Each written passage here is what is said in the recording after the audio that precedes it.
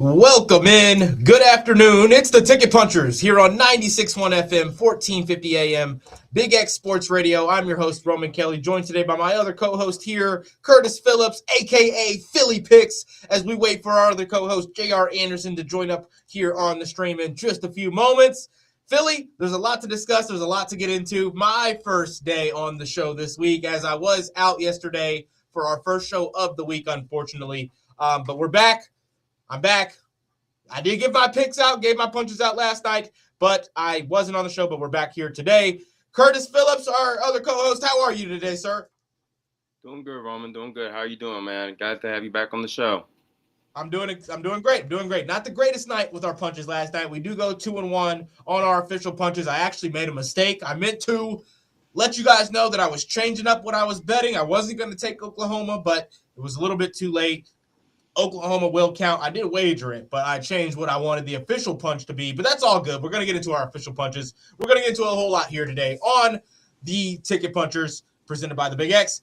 We want to get your thoughts in, though, of course, on the Game Day Men's Health text line at 502-414-1450. Game Day Men's Health is redefining men's wellness. No shortcuts, just results. Testosterone, peptides, weight loss, and sexual performance therapy. Visit GameDayMen'sHealth.com, defining a new era in men's health. Philly, we didn't get to chat about the college football playoff matchup. I'm sure you and Matt and JR chatted about it a lot yesterday and what that looked like and how you guys were able to kind of go about that betting as well. I kind of want to keep it discussion-based here today on the show because there's a lot to get into. I kind of wanted to see, before we get into anything, where we both stand, starting with you in college basketball, okay? We only have about 27 minutes here on the show. We got to get straight into it. No time to waste. Philly, we've been betting college basketball this season. We've been taking team totals. We've been taking spreads, something you and I don't like to do all that much, but a lot of the early lines this season in December, especially as teams are still kind of figuring things out, were favorable.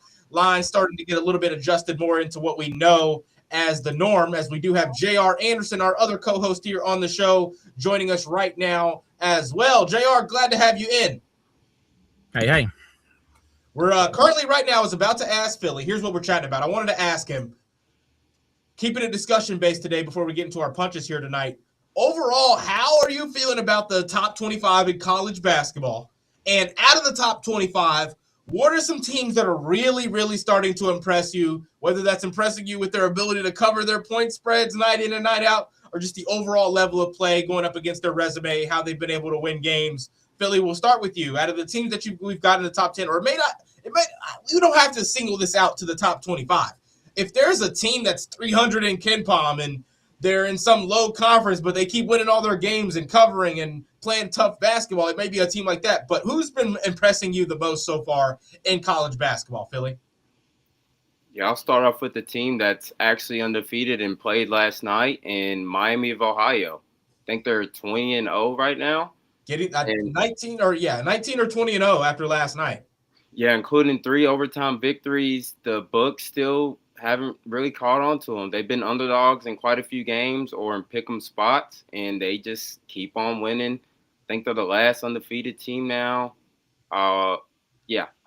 Maybe Arizona's still undefeated. They're 20-0. Yeah, I think them and Arizona are the only undefeated teams left. So it's very surprising. I didn't see a lot of roster changes from that team.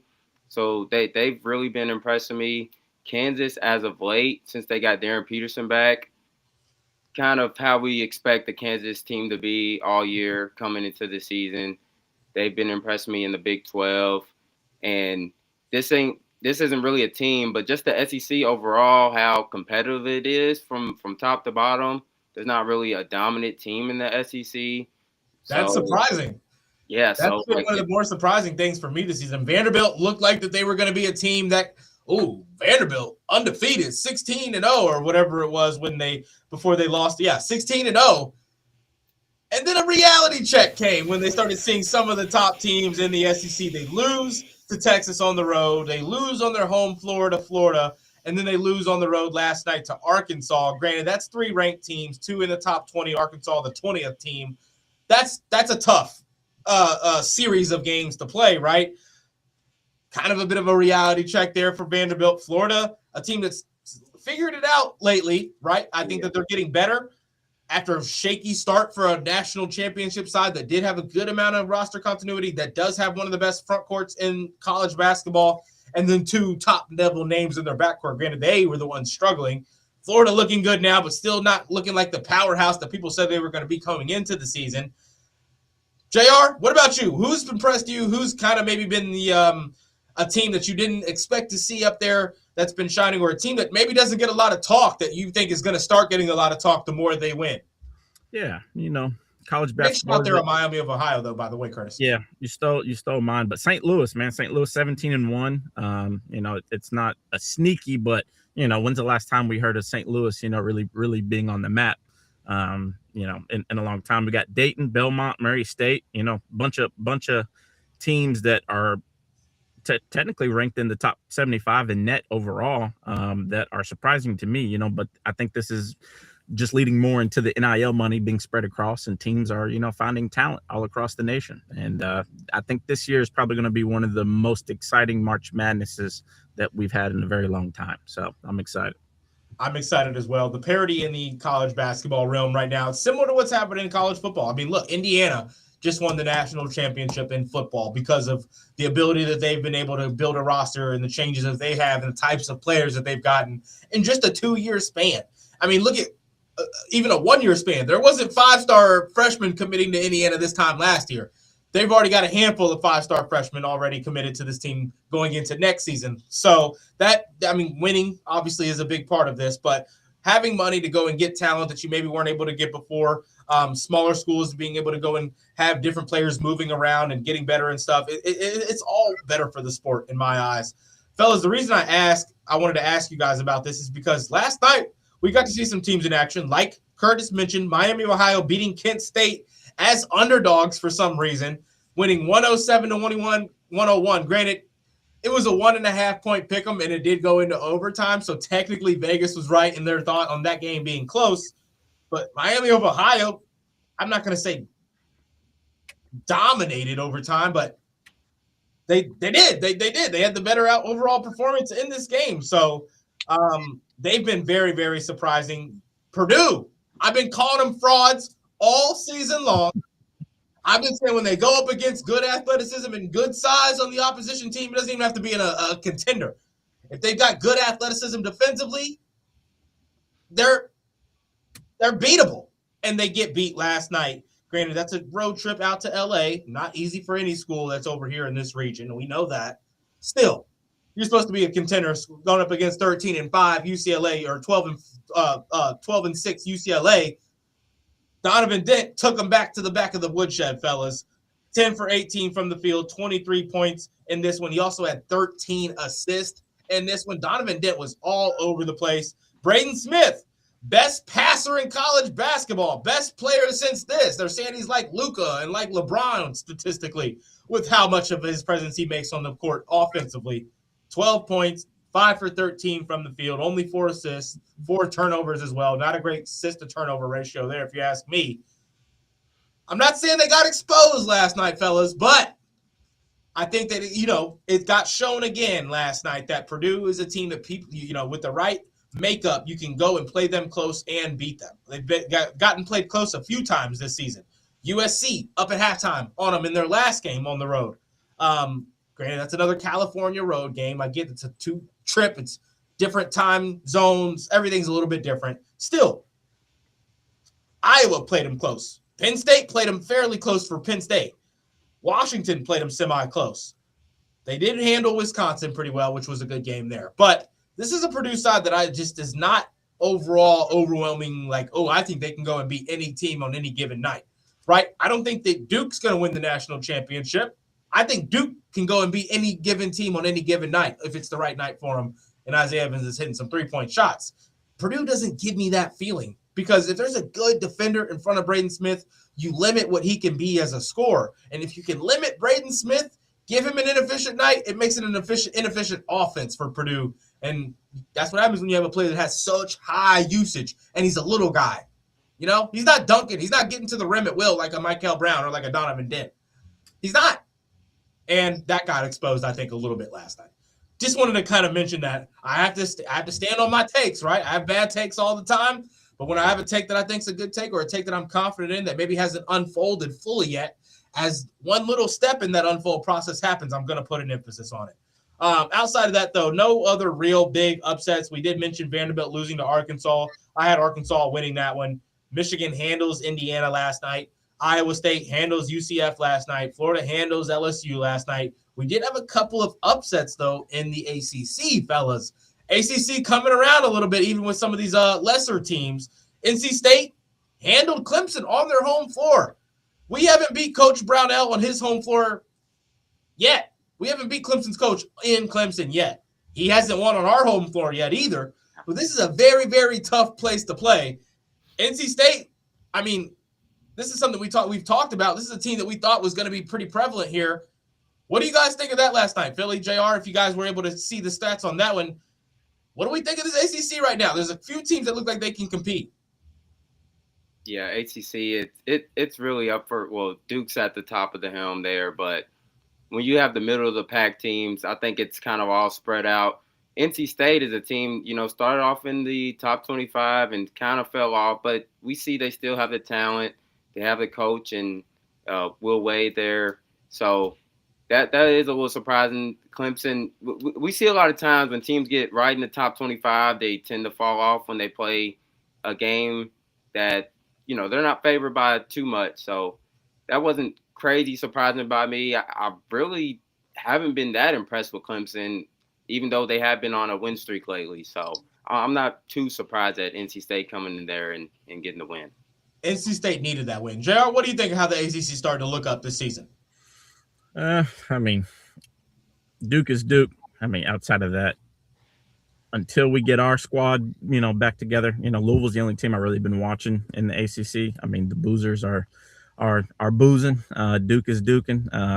I don't think an ACC team will go far in March. Nobody's blown my socks off. I've been paying close attention to Kansas here lately, but of course they're not ACC. I definitely think it'll be, someone on the outside of the ACC that definitely brings home the hardware this year. But, I'm hoping, just for our safety or our sakes that we're healthy, get Michael back and we can make a run ourselves. So I would love to see a Louisville versus Duke, ACC run, but it's not looking that way right now. Not looking that way. We did get some good news. Michael Brown is back in practice. He stated that he will be practicing this week. Looks like he posted some sort of a TikTok on his spam account of him at practice doing some sort of – it was like on his off reps, he was kind of fooling around with some other guys. I think him posting that is kind of like a bit of like a, hey, just proving I'm at practice kind of a situation. But Hopefully we can get Michael Brown back as soon as possible. Louisville in action this Saturday against Virginia Tech. Yeah. So hopefully we can see him out there for that one. Fellas, I want a quick shift here, though. JR, I want you to talk us through the AFC and NFC championship game this Saturday. It's a massive flip of a switch before we get into looking into our bets for tonight. We know there's no Bo Nix in this matchup against the Patriots on their home field this Sunday at 3. 5.5 point favorites in favor of the Patriots right now. I mean, this line's probably subject to move, right? Or Philly, JR, do you think that this is kind of where it should be? Do you think that they think that ultimately Bo Nix wasn't all that good anyway? He wasn't throwing the ball all that great for the most part anyway, to where there shouldn't be a major discrepancy on what this game was going to look like regardless? Or do you think that they put it at 5.5. They're going to start betting the Patriots. This is going to end up being 6.5 by game time. How do we address a backup quarterback in this spot, JR? Yeah, I mean, I feel like even with Bo Nix, I still think Broncos probably would have been closer to 1.5, maybe 2 points, give or take. But without Bo Nix, I think the Patriots are going to smell blood in the water. We saw the Bills go into the Mile High and compete very well. And if it wasn't for Josh Allen being Josh Allen, turn the ball over 32 times, then, we might have a different matchup here. But the Patriots, I think they have all the weapons and all the tools to get it done. I think Drake May can put the league on notice if he goes in here and gets this done, even with a backup quarterback at the helm. I just, the one thing I will say about backup quarterbacks is Sean Payton's very good at drawing up schemes and drawing up very scripted types of offensive sets for these guys. So like I see the first couple drives going really well, very scripted, but then after that, any mistake that happens, whether it's a fumble, a turnover, I think the wheels can come off the wagon. Then it'll come down to, can the Broncos defense stop the Patriots offense? And I don't see that happening. Josh Allen pretty much gave them the recipe to success, which is play action, run the ball, just pick them apart, and Drake May can very well do that. So I got the Patriots in this one, man, but I do agree with the spread probably widening a little bit more. Just depends on how this week's practice has went. And, the books always have the inside edge. So I kind of pay attention to, where the big money's leaning towards. And I say all the money's going to go straight New England. Philly, how are you looking at this one with the backup quarterback spot? Stiddy, they've called him. Stidham for the Broncos. Still home team. Got one of the best defenses. Got one of the better home crowds. How do you address betting with a quarterback that's a backup? Yeah, I agree that this line will go up. A lot of people will most likely be on Patriots spread. So if it jumps up in around that 6.5, 7.5 range, I'll probably hop on the Broncos, honestly. At home, they still have Sean Payton, a coach that's won a few Super Bowls. Even though Stidham hasn't thrown he hasn't been a starter in a few years, I think he can still be manageable. And Patriots, they didn't all impress me in their last game. I feel like if they played any other QB, that they may have been going home as well. They really wasn't capitalizing off the turnovers. Stroud was horrendous, and they really just didn't capitalize off any of those turnovers. Now, granted, they are undefeated on the road, so I do lean Patriots to still win this game. But I think Broncos can keep it close. They did lead the league in sacks, so they're going to be bringing pressure on Drake May. But, yeah, I think with Broncos defense, I think they can keep it within this number, but Patriots ultimately go to the Super Bowl. I'm thinking maybe like an alt line on a spread for good juice, but to keep it safe, like 3.5. If it stays at 5.5, I think that I probably look into it all at 3.5. I do think this goes up to 6.5, though. I think they moved this line up to 6.5 sometime before Sunday. I think when you look at where these alternate lines kind of sit right now, fellas, there's good juice for a few different lines in favor of the Patriots. Minus 3.5 right now at minus 138, minus 2.5 at minus 205. So if you think they can win by 3, that's minus 205. If they can win by 4, that's minus 130. If you can think they can win by 5 right now, that's at minus 118. So the very even for just 1 point differential for a few of those lines in favor of the Patriots. I will be betting the Patriots. I'm just not quite sure how I'm going to do so yet. I've been really feeling good about the 3.5 points for some reason.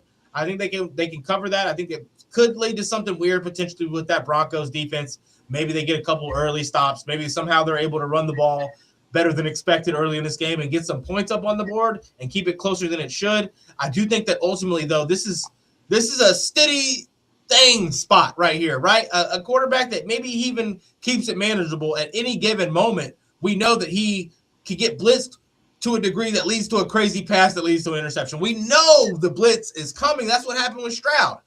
I think that ultimately Stroud's just not the decision maker he should be. I don't think that he's improved up here in that department as a quarterback in the last 2 years. With that being said, they've had Matt mentioned it in the Mike Rutherford show, 66 pressures or something like that in their last 2 games the Patriots have had. That's the recipe for a backup quarterback in my eyes. Blitz the absolute heck out of him. Every time he throws the ball, he's going to have to throw it within the 2 seconds if he wants to get it out of there without getting knocked down.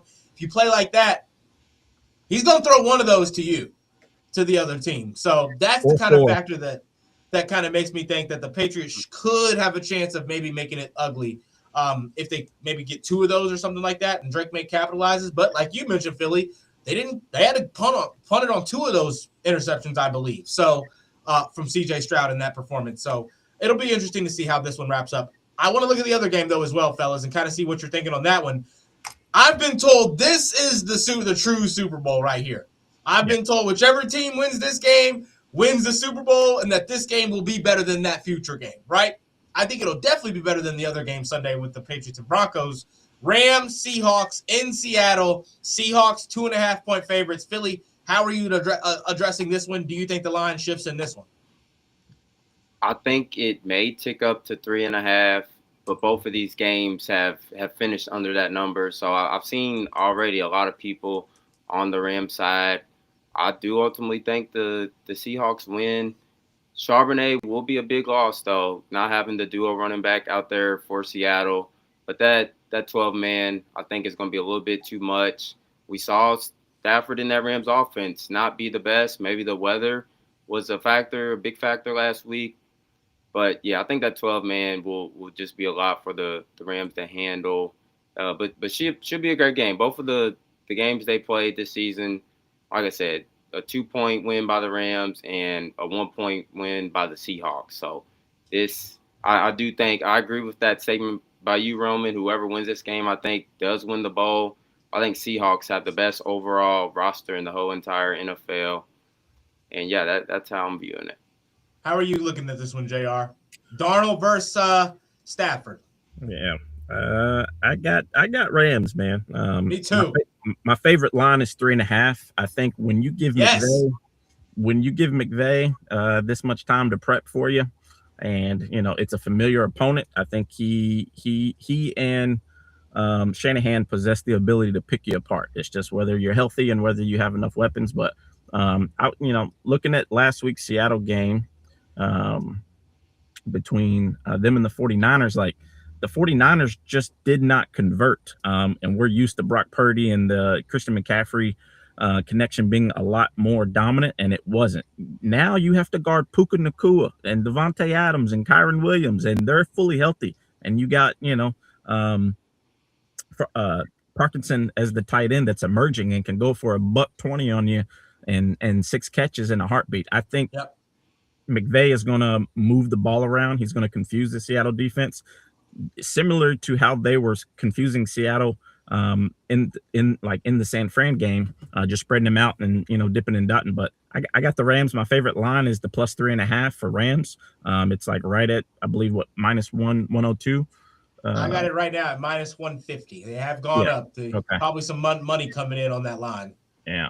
When I just selected it, it was not minus 150. That's crazy. But yeah, I'm also on probably a different book. I know you've been on DraftKings heavily lately. We're on FD right now. We don't love FD, but we get the quick results from FD when we're on the show. So that's what we're looking at. I'm with you, JR. Yep. Fellas, call me crazy. Give me New England minus 3.5. Give me Los Angeles Rams plus 3.5 for the 2-leg parlay this Sunday. Those are my early kind of leans on just where I'm seeing these lines. But fellas, I do have to ask you, what are we taking tonight? Curtis, we've got a few more minutes before we get out of here. Walk us through your official punches for tonight. I'll start off with the NBA. Hawks visiting the Grizzlies. Grizzlies coming off with the out-of-town road trip where they played in London and Berlin. I'm going to take the Hawks team total under 119.5 at minus 108. They've hit this 1 out of 10 games in the month of January. Since the Trae Young trade, they haven't been that great offensively. Still without Porzingis and Zachary Ricochet. And Grizzlies are actually a decent defensive team, 16th in points per game, only allowing around 116, 12th in defensive efficiency. This Hawks team have really been struggling with the absence of Trae Young. So I'm going to take them to not get 120 points tonight. I also like Karl Anthony Towns over 32.5 points and rebounds at minus 110. He's hit this 9 of the last 10 games versus the Nets. There's nobody on the floor for the Nets that's going to be able to guard him. He's over this also in 3 straight. My only concern with Cat is the foul trouble. He's had 5 fouls in 4 straight games. The game before that, he had 4 fouls. So he's really been getting in foul trouble, which you don't like to see. So hopefully he can eliminate some of that tonight. And then I have one hockey pick, and it's the Mammoth on the puck line, minus 1.5 at plus 145. Ooh, spicy right there, Philly. Yeah, you mentioned it. You mentioned it last week, Roman. This Flyers team, we're not fond of this team. Yeah. Fade the Flyers. Fade the Flyers, especially coming off a good win the other day, actually, on Martin Luther King Day versus the Golden Knights, a very good team, which was very surprising. But they're 1-6 in their last 7. They've lost by the puck line in all of those games. Mammoth, really good home team. So I think the Mammoth can win by 2 tonight. I like that, Philly. I like that. JR, talk us through the officials for tonight. Philly, can you send those in the chat for us? Yep. Yeah, I got Giannis 30 ball on OKC, plus 142. If you're building a parlay, take Giannis at minus 196. But that is my favorite pick in that game. Jalen Duren, double-double. I'm getting updated odds on this. The book that I was on crashed on me, so I'm pulling his double-double back up just to make sure that this has not moved on me. Let's see. Double. Yeah. Minus 210 as my second parlay piece between the two. And then we're going to go Cade, 2 plus 3s, plus 110. I like it. Fellas, I got an interesting one for tonight. Bit of a risky one here, as there are a couple of injuries in this one. But Cavs bounce back tonight, even on the road, going up against a Hornets side that has been a little bit better lately offensively. They haven't been good defensively for the most part. I think this Cavs side, even with the issues that they're having, should be able to get back right against this side that shouldn't be able to have anyone that can guard them. I don't think you will have a Garland tonight, I believe. But you've got Jalen Tyson, you've got Jared Allen, you've got Evan Mobley. I've been complaining about this Cavs side. Yes, you'll have Cockbrenner for tonight for the Hornets, which is that interior presence, kind of can make things tougher for some teams. They really are weak without him with their starting big. But give me the Cavs tonight on the money line, straight up to win on the road, going up against this Hornet side. That is going to be a team prop that I've got for tonight. On the player prop side of things, fellas, I kind of there was only a couple of things that I really liked, and the odds on them were huge, if I'm being honest.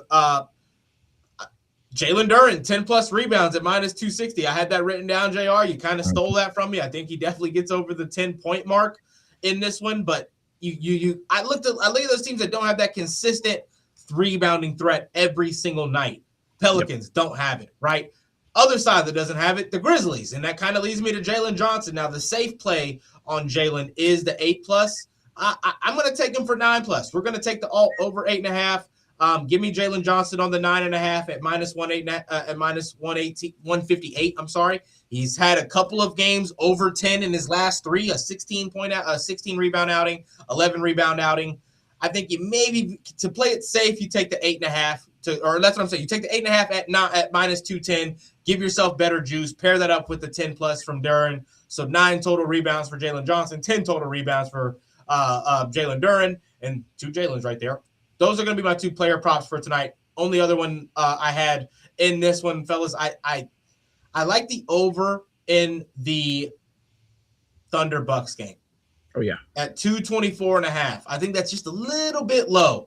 I'm an under better. I'm religiously, live bets and team bets, but we're going to rock with the over 224.5 in the Thunder Bucks. That's for my last official punch. This is going to wrap us up, though, on the radio side of things. We are going to stay tuned here for a couple of minutes on the YouTube and X side of things and give out our triple punch official play pieces in that one. If you want those, stay tuned. This is going to wrap us up, though, on the Ticket Punchers. Thank you all so much for listening. Thank you all so much for tuning in. We'll be back tomorrow. Let's go punch those tickets.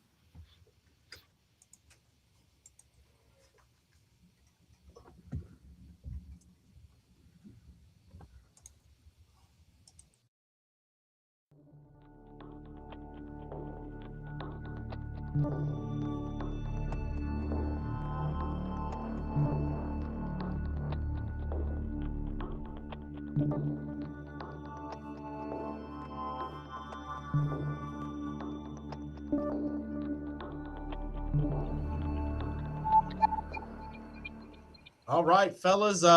Let's get those triple punch piece sent out real fast while we can. I don't have mine ready. I got hooked last night on mine. Brandon Podziemski over 11.5. Guess how many he finished with? 11 points.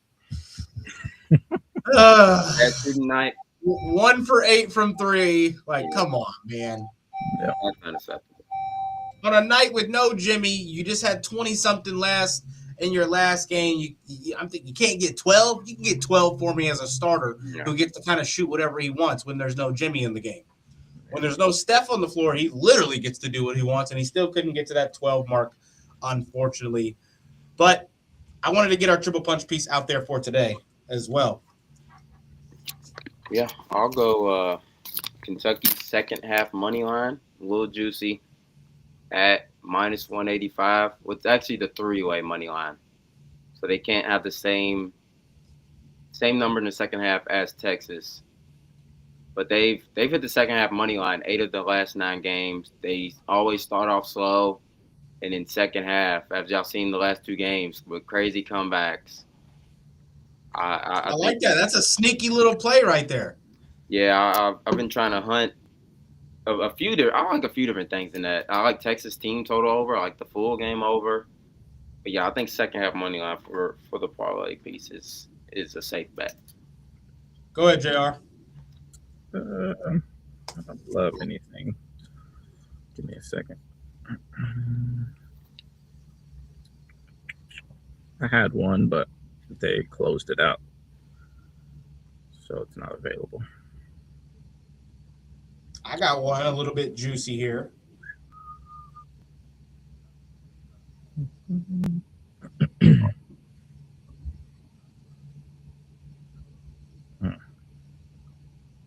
Okay. LaMelo Ball, 22.5 points plus rebounds, minus 113. He's hit this in 9 of the last 10. He missed it the last game, barely.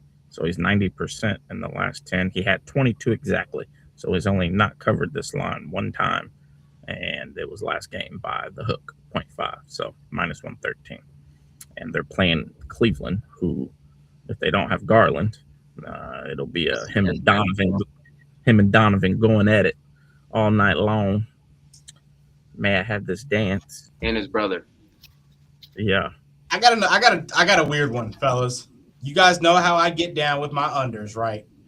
I am the opposite of a player prop under better. You know, I've been trying to dabble in it more lately.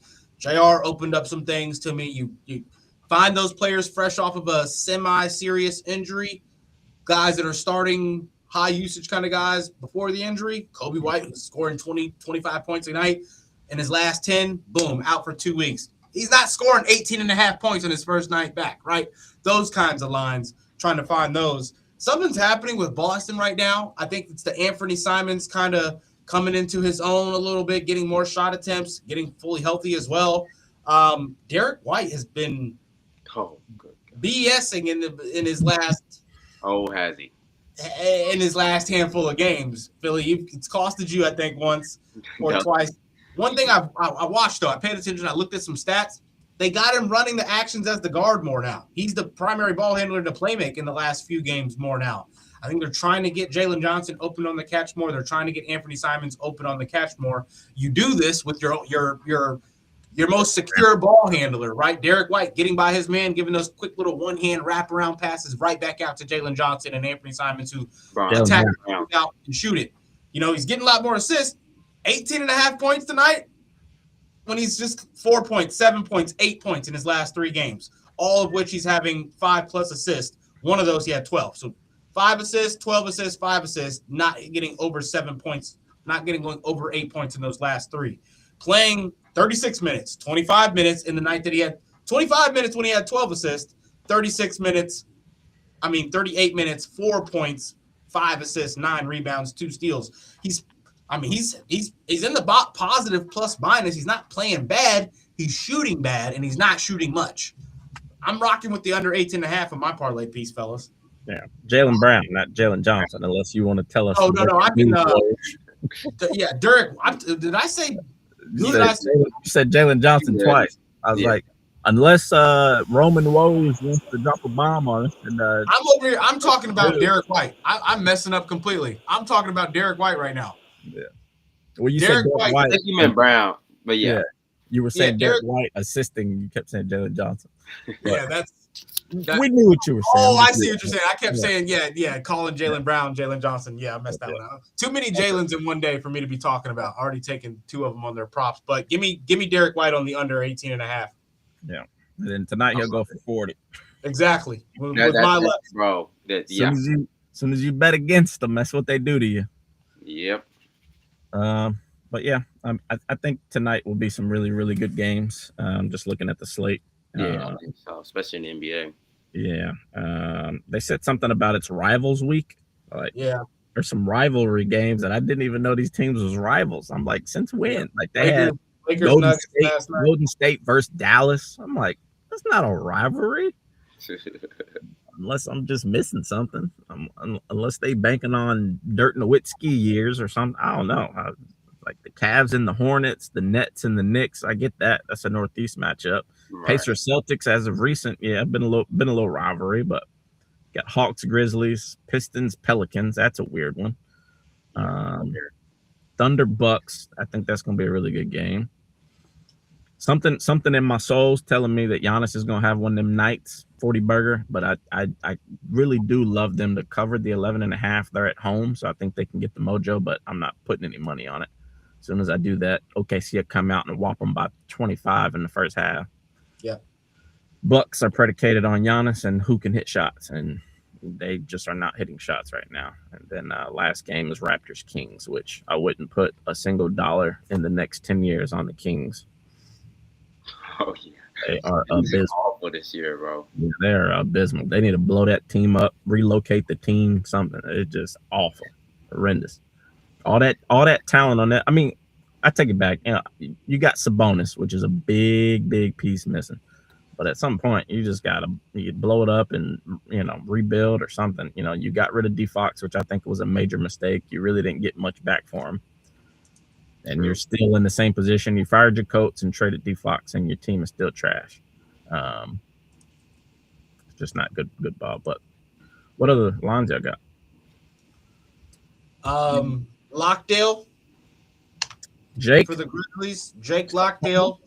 His line for 7.5, over 7.5 rebounds isn't a bad spot. Yeah. Oh, they got Kuzma starting tonight. I like that. I was gonna come back to my boy Jalen Tyson, over 21.5 points and rebounds. He's been hooping lately. He has not let me down. I've taken his points and rebounds, I think, 4 times this year, and he's cashed every time. He's not in the best matchup for points, but for rebounds. So I just stood off. I'm gonna just sit back and watch this one, but that was a big lean of mine. That was in the bet slip, and I was like, let me just chill. Let me just relax. But I think that was the only other one I was looking at.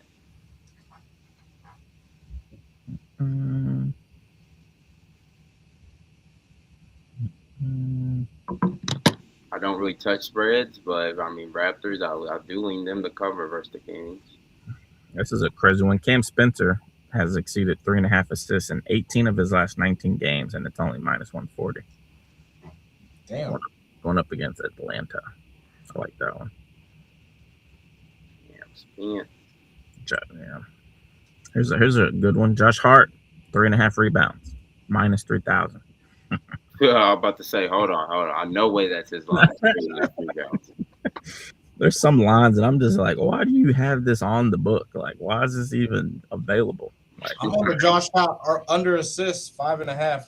Yeah, I took that the other night. He bit me in the butt. Dude had 6 in the first half. I'm like, dude. Oh, that's when we was on opposite sides. Yeah, and he still didn't get my double, so it's crazy. Yeah, he's playing like trash. He had 10 assists, but didn't get the points. I'm like, what are we doing? Yeah, I do like old reliable TJ McConnell, 11.5 points and assists, minus 160. That's a solid piece. Like, he's only not hit this one time. He's 90 percentile. That's another one. If I had to put a hammer on something, I would take Cam Spencer assists, and I would take TJ McConnell points and assists, 11.5. He's projected for 16.1. So I don't know why this line is so crazy. Yeah, probably because they're going against Boston, which I'm guessing they're thinking Pritchard or whoever's going to be guarding them, but McConnell's going to get buckets. I think Celtics give up a lot of assists too to the point guard position too. Yeah, their help defense is abysmal. Jaylen Brown just makes you not want to play sometimes because it's a black hole right now. Yeah. What else? You like anything in college, Roman? I'm looking right now. I don't know if you've looked, JR. I know you're not really college guy.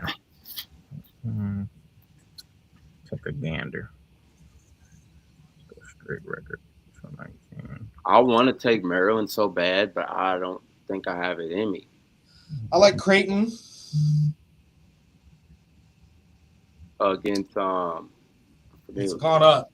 I caught Creighton earlier at 4.5 or 5.5. Yeah, Xavier. Yeah. I want team props or player props. Whatever. Say, give it to me. I got an interesting one. Give me Virginia Tech on the road to win. Plus 162. Tech them. I like Kean Anthony. It's about the only player I like on that team. Actually, I like the other guard for Syracuse. Outside of that, Syracuse, I don't know why they're favored in this game because they won their last matchup against who? They got Baby Mello, baby. He's good. I like him. I think he's got a. Oh yeah, they lost to Boston College in overtime, the worst team in the ACC. Mm-hmm. And they didn't. That's Boston. They probably rode the bus. They were told to find their own ride to that game. I bet. barely even a road game. I'm just kidding. But yeah, they left the Fred Payne kid who he went off on us too for what that game looked like. He had 26 on them last night. The Avdalas kid, if you're letting Fred Payne have 26, what's Baby Luka gonna do to you? A lot. Dirty fuck. Give me Virginia Tech. I mean, maybe I'll take the spread. This one makes me feel like there's something I don't know. I love that plus 3.5. The plus 3.5 in favor of Virginia Tech? Yeah. Yeah, I'll go ahead and make that. I'll go ahead and rock with that. I like Texas plus 7.5 on the spread. I'll lean that way too. Not gonna lie. ATS Texas 100 percentile. Head to head, they're 100. So they played on February 15th, 2025, 78-82, which of course was a completely different team. But Kentucky is 2-4, which is 33% ATS at home in their last 6 games. 60% of the public money is going towards Texas, and this line is gaining traction. There's big money flooding in on Texas to cover this 8 points. It's minus 114. If you want to juice it, I would probably alt that thing up to, if you're going to parlay it, I'd probably do 9.5, 10, but I'd say like 8.5, 9.5, minus 150. 8.5 is minus 130. Take the extra, but I don't think Texas is going to lose by, close to double digits to UK. UK has these slumps where they just don't got it. Yeah. I was gonna take Texas originally in the first half, just because, Yeah. like I said, Kentucky has been starting off abysmal. Yeah. But they pick it up second half, which is why I stayed away. But I mean, I do like Texas to score 72 points. I think their team total was at 71.5. So Yeah. you know, Typically, I look for lines where the imbalance doesn't drop below 60%. It only dropped below 60% twice, and that was at 5:48 p.m. and 6:03 p.m., which is here recent. So big money's coming in. There was just a better in Vegas that put 1.2 million on this spread, which is Texas. causing it to go up. Yeah, He put what? 1.2 million. 1.2 million on Texas to cover 7.5. Good God, He's from Texas. gotta be. But you can't hold on. 1.2 million. Fellas, I keep trying to find things I like in college, and I keep doing a little miniature dig on these things, and it's all the road. It's all the road team tonight. I like 3 different, and I just know better betting on kids on the road. Temple should not lose to Rice tonight. Rice is weak. That's another one. There was another one. Liberty, only 1.5 point favorites on the road. Liberty, At WKU? Liberty. Like WKU's nice. They're all right. They're not as good as Liberty, though. They're nice. Liberty's good. I guess it's WKU's a hard home team, but yeah, they should not win that game at all. 71% of the spread, or 71% of the money is going towards Liberty on the spread, which is -1.5. So 90 percentile in the last 10. Yeah, give me Liberty. Give me Liberty. Give me Virginia Tech. Why it's so close, I do not know. Because WKU's like mismatch somewhere. They're like undefeated at home or something like that.